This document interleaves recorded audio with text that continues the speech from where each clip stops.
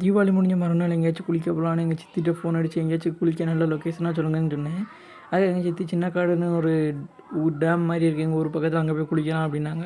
உடனே சரின்னு நாங்களும் கிளம்பி எங்கள் சித்தி ஊருக்கு போயாச்சு. அங்கே போயிட்டு கூட்டாஞ்சோறு பங்கி கொண்டு போகலான்னாங்க. நம்மளுக்கு அதெல்லாம் செட் ஆகாது அப்படின்னு சொல்லிட்டு மீன் எடுத்துகிட்டு வாங்க, ஃப்ரை பண்ணி குழம்பு வச்சு கொண்டு போகலான்னு சொன்னேன்.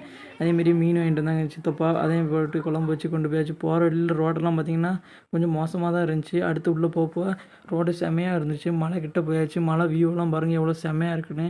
நானும் வண்டி ஓடிச்சு போனேன், அலுப்பே தெரியல, அவ்வளோ அளவுக்கு செம்மையாக இருந்துச்சு ரோடு. ஒரு சின்ன டிராஃபிக் கூட இல்லைங்க. அடுத்து நம்ம லொக்கேஷன் கிட்டே போயாச்சு. போய் ஒரு மலையில் வியூவெல்லாம் பார்த்தேன். மலைலாம் பார்க்க சூப்பராக இருந்துச்சு. அடுத்து நம்ம குளிக்கிற இடத்துக்கு நடந்து போனேன். ரொம்ப தூரம்லாம் நடக்கணும், கொஞ்சம் தூரம் தான். அடுத்து நடந்து நம்ம தண்ணிக்கிட்ட வந்தாச்சு. தண்ணி கம்மியாக தான் விழுது, இல்லாட்டி ஃபுல்லாக விழுவும். இப்போ தண்ணி கம்மி தான். வேறு என்னச்சே வந்ததுக்கு குளிக்கணும்னு குளிச்சுட்டு அடுத்த சாப்பிட ஆரம்பிச்சு. அடுத்த வீடியோவில் நம்ம அந்த மலை மேலே ஏறுவோம். மறக்காமல் நம்ம சேனலை சப்போர்ட் பண்ணுங்கள், சப்ஸ்கிரைப் பண்ணுங்கள். அப்போ தான் அடுத்த வீடியோ உங்களுக்கு